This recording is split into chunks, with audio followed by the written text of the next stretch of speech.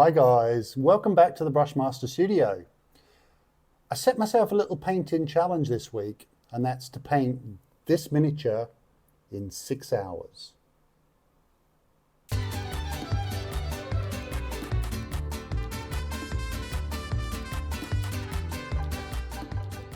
So the challenge is simple guys.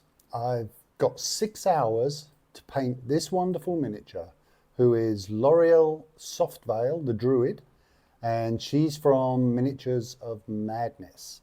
And I've stuck the link in the description down below, so go and check her out and check out their tribe. They do some wonderful stuff. So let's head over onto the workbench and let's see how we did.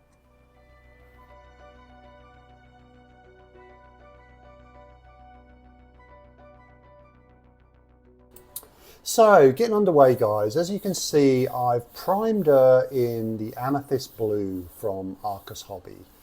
Now getting into the skin, I made a mix up of brick red and mahogany with a touch of sunny skin tone. I wanted this to be a fairly neutral, more a sort of pinky yellowy type of skin. And I'm focusing on here on building up the main mid-tones in the areas where I think there's going to be the most light. And here I'm just trying to blend that skin tone into my amethyst blue prime, or my underpainting as you could call it. And I've literally just mixed a slightly darker variant of this skin colour by mainly brick red and mahogany, which is sort of an in-between colour for me, and it blends nicely into that amethyst blue.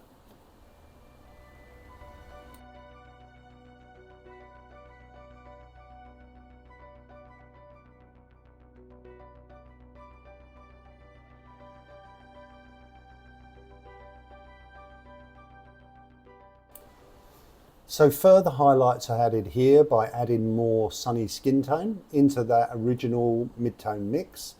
And again here, I'm just trying to paint that smaller area of highlight where I feel that the light is going to hit the most. I'm just trying to emphasize those areas with this brighter tone.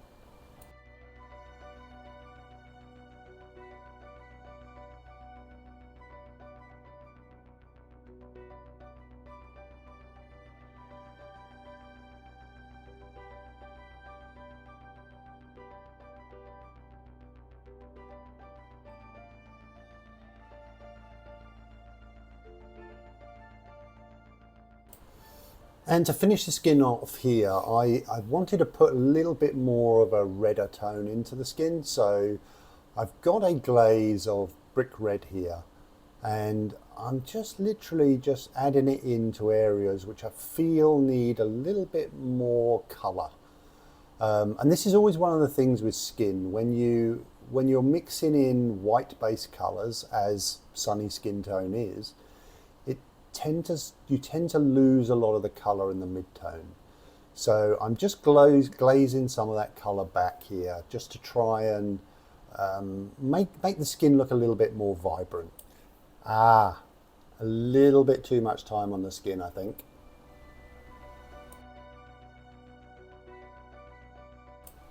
So the next part was painting this lovely shirt she's got, guys, and I wanted to sort of follow the Miniatures of Madness sort of box art for this, which is a render, it's not a box art. But they have her as this really nice white, bluish white shirt, which I really like. So I've mixed up, my initial mix here is grey blue and mud brown. Now this makes a sort of really nice off-white, off-bluish white, which I really like for white colours. It's not quite as stark as, you know, real harsh white, but I love painting white this way. So as you can see here, the first layers I'm really pushing just to highlight the areas which are going to be most in light, and I want to leave plenty of that amethyst blue showing so we get some nice contrast on this shirt. And as I progress through painting the shirt, I'm literally just adding more and more ivory to the mix.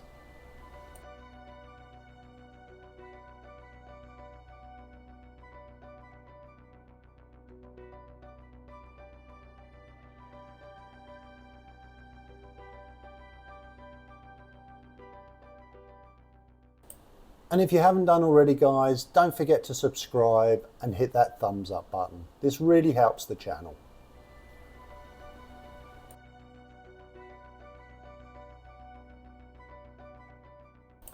And to finish the shirt off, I mixed up a glaze of that last mix, which was a lot of ivory in that original mix. And I'm just glazing over this. So you saw how the mix was on my thumb there. I'm just pushing this paint from the mid-tone and the shadow area into the highlight. And I'm just trying to blend those colors together.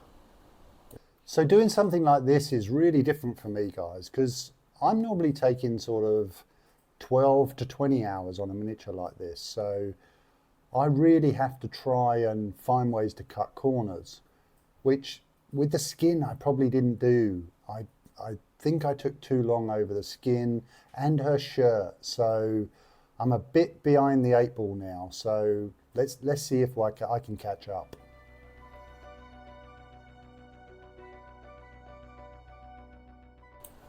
Right, on to painting the bodice now, guys. So the first paint I'm putting on here is just straight hull red. And I'm pushing the paint to areas, as you can see, where I think most of the light is going to catch, like on the top of her hip here. And as I progress through this, I try to add orangey tone to this mix. So the first highlight I'm adding here, I've added in cadmium red, which is a lovely deep dark orangey colour. And I push this even further and further into those highlight areas where I think the light is going to catch the most.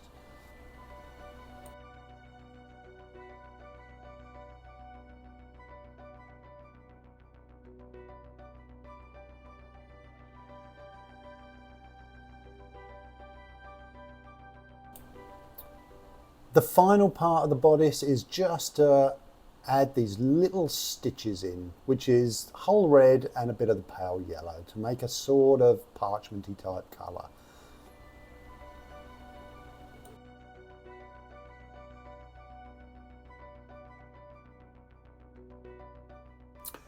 As you can see in the video, guys, I'm using quite a unique painting handle. And this is something of my own design, which I've been developing for the last sort of 6 to 12 months now. It's the most comfortable and practical handle I've ever used, and I'm in the process of final design now and actually working with a friend of mine in America to produce these. So keep a lookout in my socials, on my YouTube. The handle is going to be coming up for purchase very soon.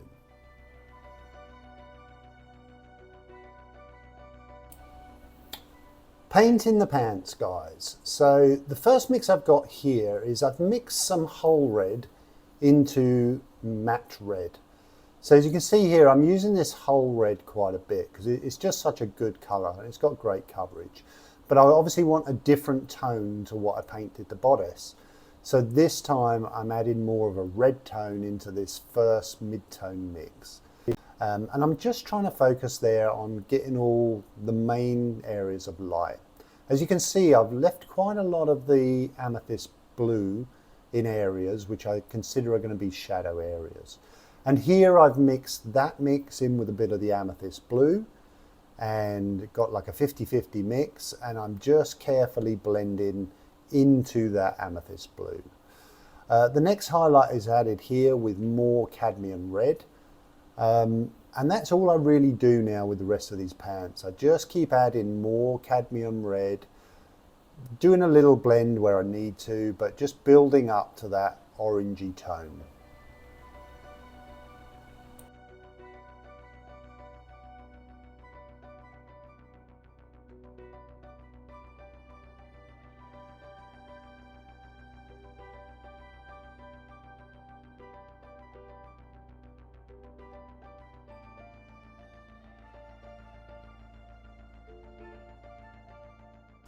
One of the things I did find here was because I left such big patches of shadow, as you can see me doing the final highlights here, the pants took a lot of time to blend.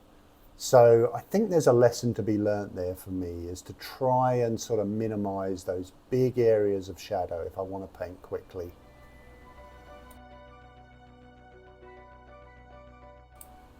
Right, a simple bit now, guys. So painting the leaves, I've used the mid-tone color here of just pure olive green. And all I've done with this is I just add more and more pistachio to lighten up the highlights.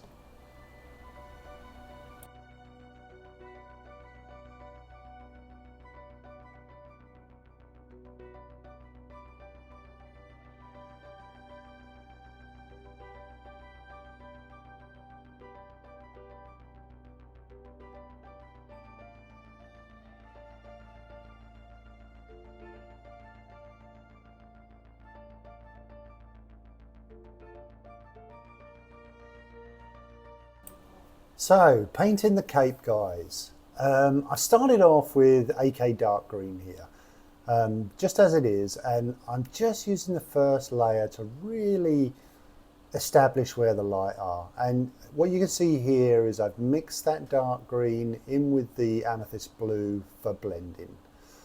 Then I go on to deep green here as my sort of middle highlight, which is a lovely saturated color. You get a really nice tone with this deep green.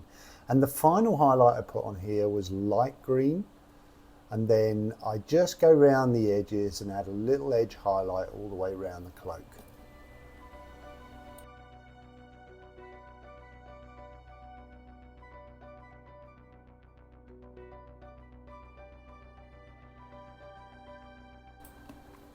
On to the hair, guys, and the first mix here is whole red with a little bit of cadmium, matte red mixed into it.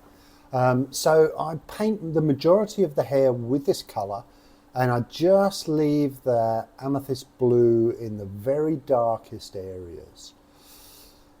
When I highlight this up, as you'll see in a second, first of all, I just add more and more cadmium red, just to build up more of an orange tone here. So, and I'm focusing now on the areas of hair that are pointing upwards. And I'm still painting it sort of quite as clumps of hair, more as just individual hairs. When we paint hair, we look for those little shine spots through the hair, which we then highlight up, sort of similar to NMM in a way. And what you do is, as you highlight up, as you get lighter, the brush strokes get thinner and thinner. So as you can see here, I'm adding in, I think I've added in pale yellow here to lighten it up even more. And the strokes just get thinner and thinner the more we paint.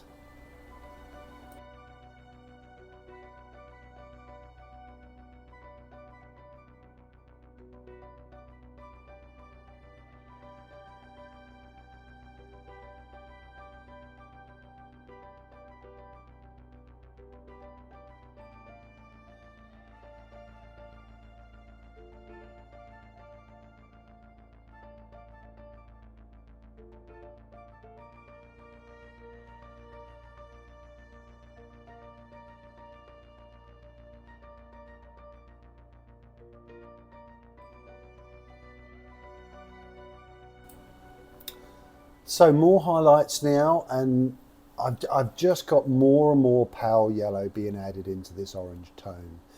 And this tone here, I'm almost up to pure pale yellow now. As you can see, I'm painting very small little brush strokes along the main shine of the hair areas.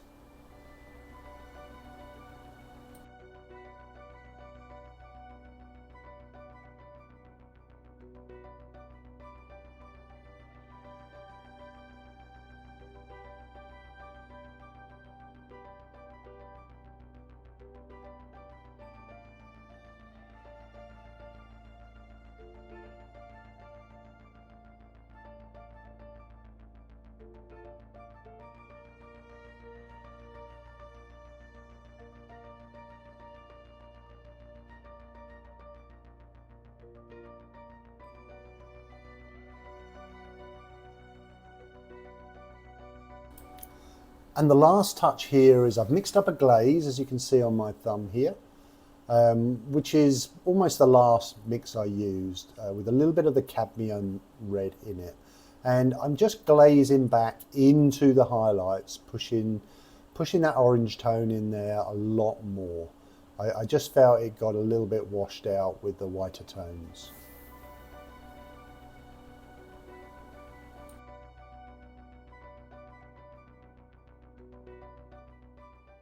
So I'm officially starting to panic now, guys.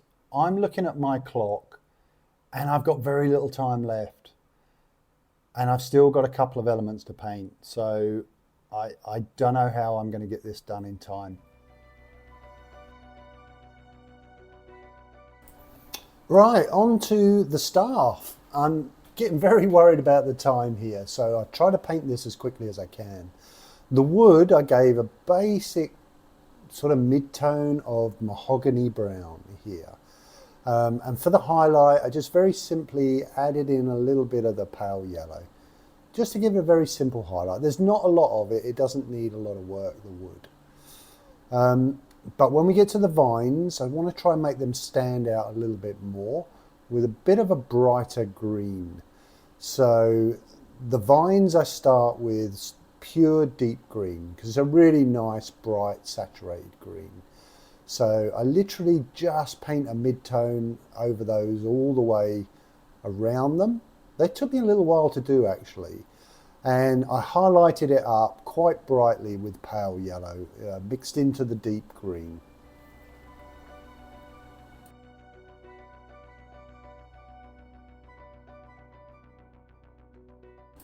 Now for the crystal at the top of the staff, I first went with a straight brick red, and I tried to paint all the sort of little edges and around the edges and put some little, what you'd call hot spots into this.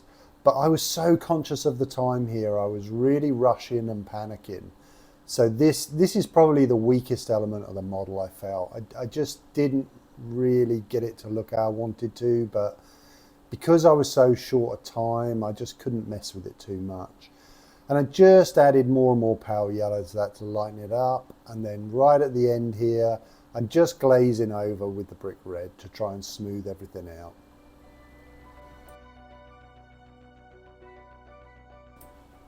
So on to the base now, guys. So this is how I like to do a lot of base work really, is to wet blend the first colours in. And I've got King Purple from Arcos, Medium Rust and Mud Brown. And I literally just put a colour on, then put another colour on and blend them together. And I just keep moving them around and pushing the paint until I get to a point where I think, yeah, I quite like that, or I need a little bit more purple here, a little bit more orangey tone here. But when it's finished, you get a really nice blended, colourful base. So the first steps I took in painting these little rocks and slabs is I mixed all those colours together and added a little bit of green sky and got this sort of greeny grey tone which I could use for all the outlines and all the little parts of the rocks. Now I just carry on building up and I painted very loose. You see a lot of brush strokes here, which I actually quite like in stone and rock. I don't like it to be all hyper smooth and things like that. Not until I get to the end when I try to smooth it out. And here you can see I've added more green sky into the mix, and I start highlighting these stones more to the front, as if the light is catching the front of these rocks. And this gives it a really nice effect as I sort of try and build tones up.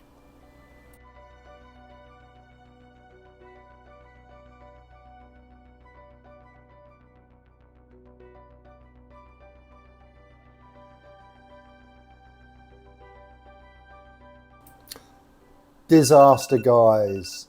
That is the point when I reached the 6-hour mark. So I didn't complete the challenge, not in time anyway. But I carried on painted the mini just to sort of see roughly how long I would take. So the next steps here is I'm literally just blending in those colours. I got an in-between tone of the mid-tone and the base colour and the highlight tones, and I mix it down into a glaze, and then I just push it towards the lighter areas. And as you can see, it starts to smooth things out and makes them look a little bit more, you know, like stones and flat cobbles or rocks or whatever we want them to be.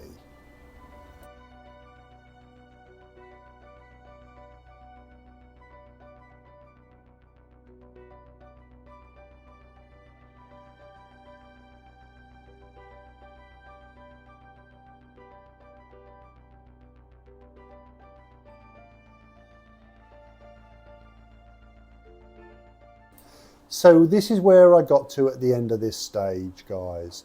And for the eagle-eyed amongst you, you will also notice I actually forgot to paint a couple of elements. I forgot to paint her buckle and her little earring. So all in all, I think with the extra little bit of work I did and finishing the base, I took about another 30 minutes. So the whole miniature was done in about 6 hours and 30 minutes, which I'm still pleased with, but unfortunately I failed the challenge. So here is the final version of the model that I did, guys, after finishing those last couple of bits up. Not my best work, but it was great fun, and I really enjoyed the challenge of putting myself under pressure. And I'm going to do this again soon, and I'm going to beat the 6 hours. Thanks for watching, guys, and I hope to see you next time for another Brushmaster video.